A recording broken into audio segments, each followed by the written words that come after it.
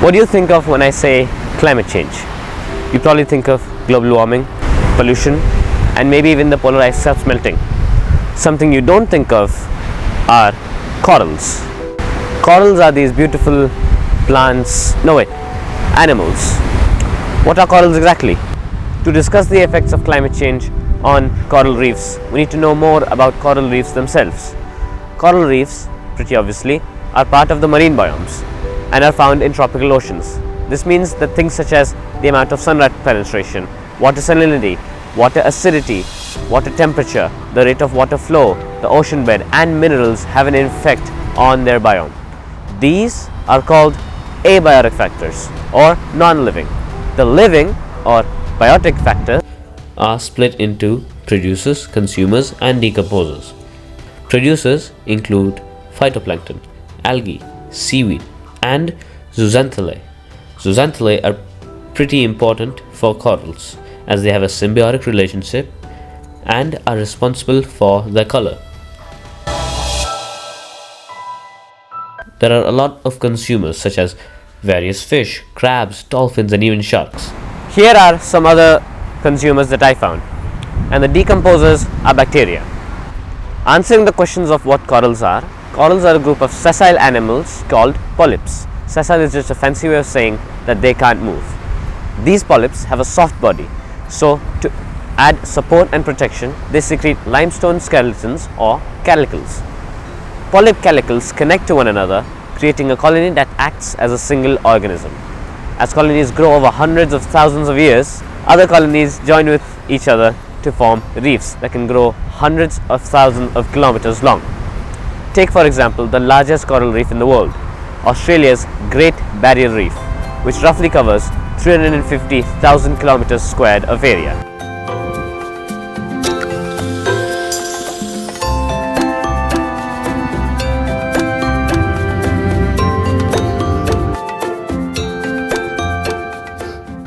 The final piece to understanding this biome is its importance in biogeochemical cycles.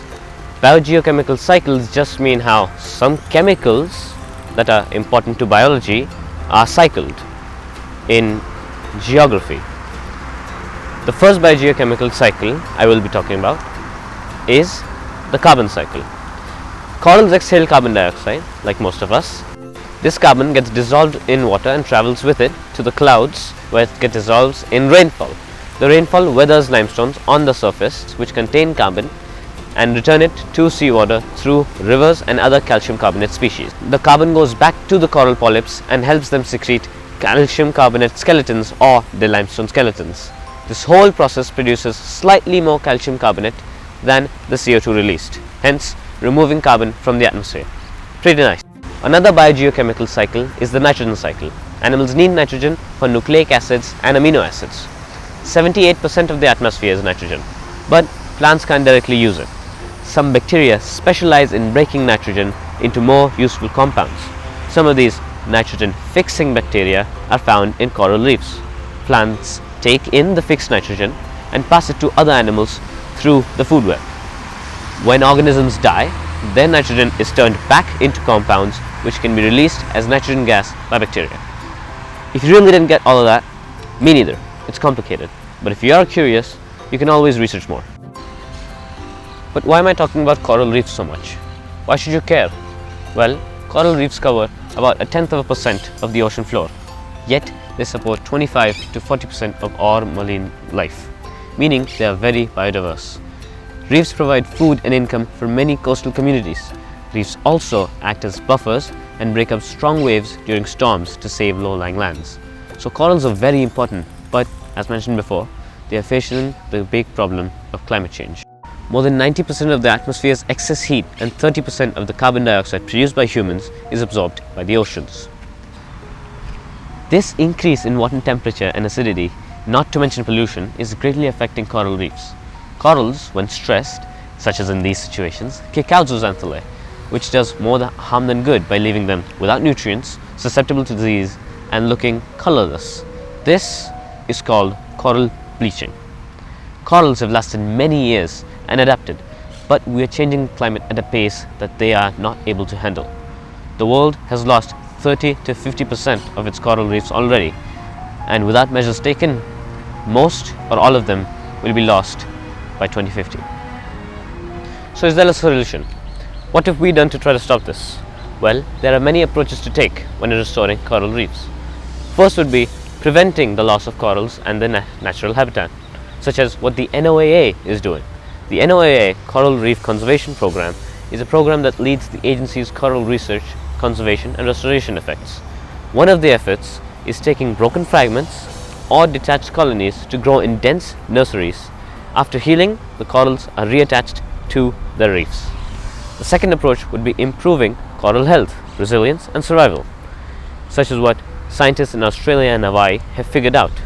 They figured out a way to breed corals to accelerate the evolution of polyps and zooxanthellae for stress resistance. The third approach would be improving the habitat quality of corals for creating more marine protected areas where mining and fishing are prohibited. Or the last approach would be addressing the root cause, which is climate change. The NOAA also funds projects about carbon sequestration. It is when carbon taken from the atmosphere and turned into physical form. This can be done naturally, as done by the oceans, or artificially.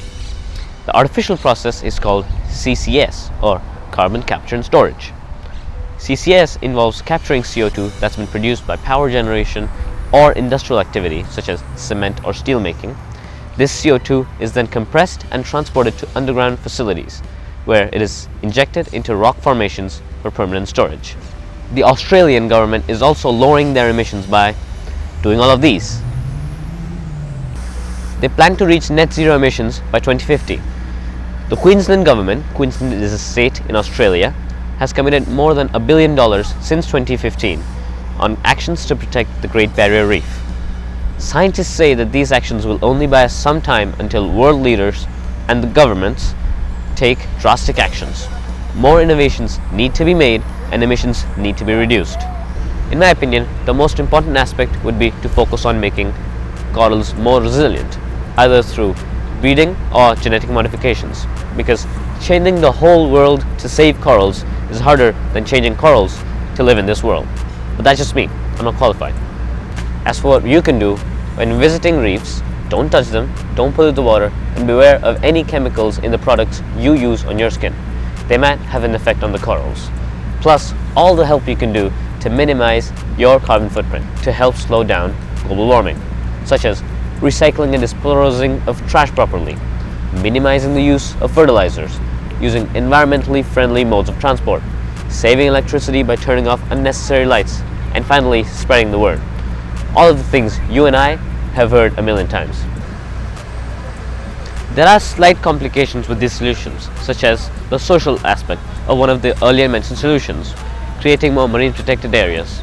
It makes healthier and more resilient coral, but restricts the local community's access to their ancestral fishing grounds. This can lead to their poverty and increased conflicts between them and people involved in park management or even tourism.